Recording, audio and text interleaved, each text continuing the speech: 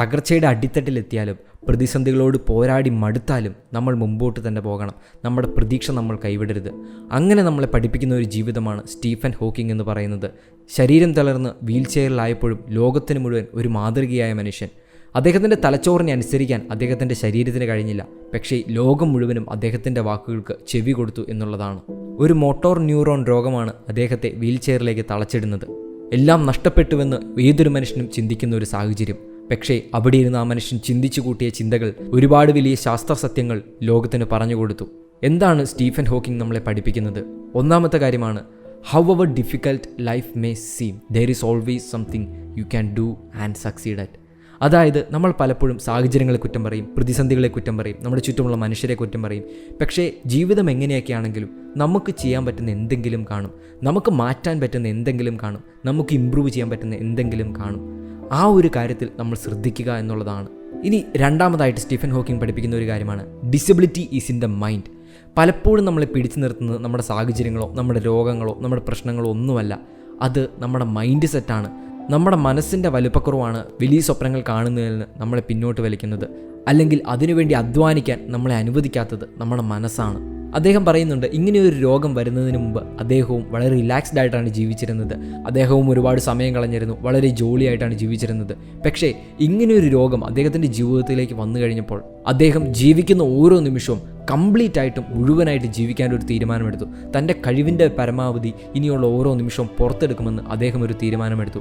അദ്ദേഹം പറയുകയാണ്, ആ ഒരു തിരിച്ചറിവ് വലുതായിരുന്നു. കാരണം പിന്നീട് തിരിഞ്ഞു നോക്കിയപ്പോൾ എനിക്ക് മനസ്സിലായി, അതിനു മുമ്പുള്ള എൻ്റെ ജീവിതം എത്ര ബോറായിരുന്നുവെന്ന്, എൻ്റെ സമയവും കഴിവും എത്രമാത്രം നഷ്ടപ്പെടുത്തിയിരുന്നുവെന്ന്. അത് കഴിഞ്ഞാണ് ഞാൻ യഥാർത്ഥത്തിൽ ജീവിക്കാൻ തുടങ്ങിയത്. മൂന്നാമത്തെ കാര്യമാണ്, protect your curiosity. I am just a child who has never grown up. I still keep asking these how and why questions. Occasionally I find an answer. നമ്മൾ പലപ്പോഴും നമ്മുടെ ക്യൂരിയോസിറ്റി, നമ്മുടെ ഒരു ആകാംക്ഷ എടുത്തു കളയാറുണ്ട്.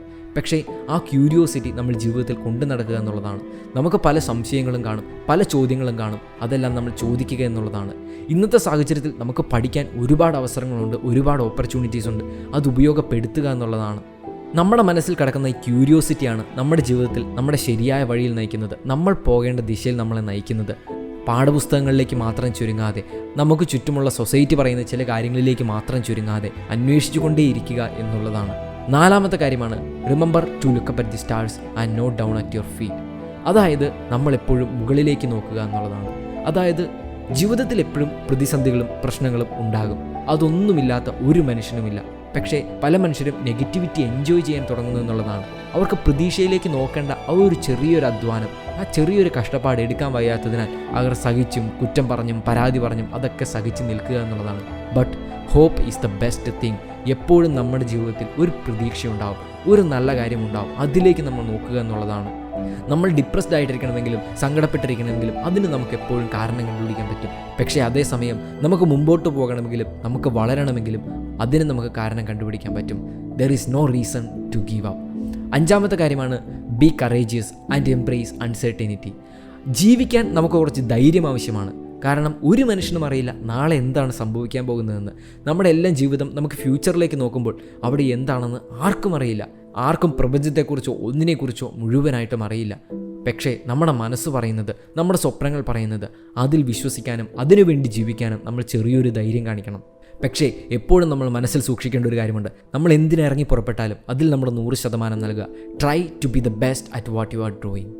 ഇനി ആറാമത്തെ കാര്യമാണ്, എൻജോയ് ലൈഫ്.